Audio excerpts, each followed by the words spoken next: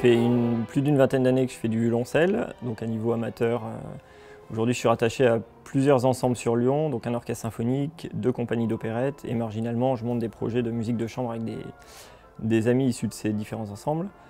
En termes de temps, ça représente, on va dire, en moyenne 2 répétitions par semaine, et également des répétitions en week-end, plus les représentations. Donc avec l'orchestre symphonique, c'est une dizaine de concerts par an, des festivals. Et avec les compagnies d'opérette, c'est 4 à 5 représentations par an, par compagnie, donc aussi une dizaine de concerts.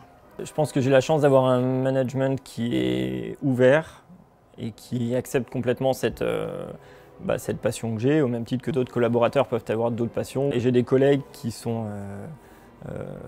qui prennent en compte aussi cette passion que j'ai. Après, je pense que par rapport à mes collègues qui sont au même niveau que moi et même mes supérieurs et les personnes que j'ai à encadrer, l'importance c'est que la passion ne prenne pas le pas sur le travail, dans le sens où je pense toujours tâcher de faire bien le travail qui m'incombe. Et donc la passion de la musique n'est pas là au détriment, on va dire, du travail quotidien.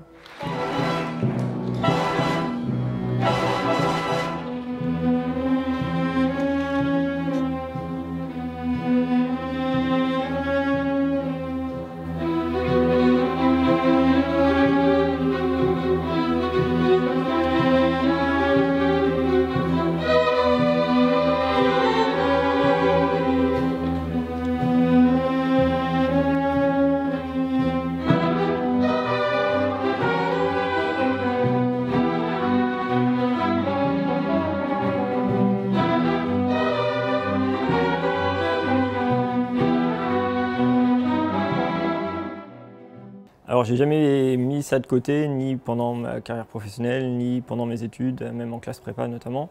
Donc j'ai toujours continué ça, au même titre qu'un peu de sport à côté. Enfin, c'est vraiment un équilibre global. Disons que le côté échappatoire de la musique, c'est que ça permet vraiment aussi de vider la tête. Alors c'est un peu différent de la pratique sportive, mais disons qu'on est aussi transporté parfois par la musique qu'on joue, par le partage que c'est, parce que c'est tout un ensemble symphonique en l'occurrence. Et du coup, ça permet vraiment de se projeter sur autre chose et sur des considérations complètement différentes de la journée de travail.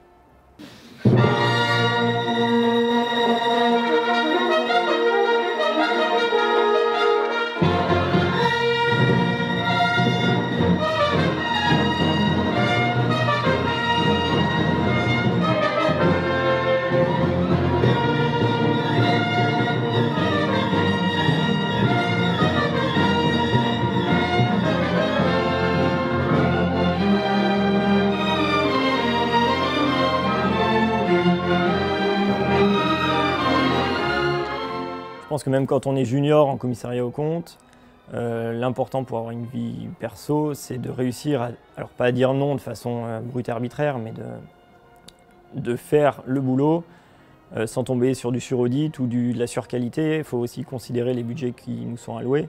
J'ai essayé de positionner assez tôt cette limite, effectivement parce que c'est important de poser les bases entre guillemets. Encore une fois, la limite, elle ne doit pas être posée pour être posée. C'est pour savoir se ménager un espace personnel en dehors qui permet aussi d'être efficace et de travailler sereinement la journée.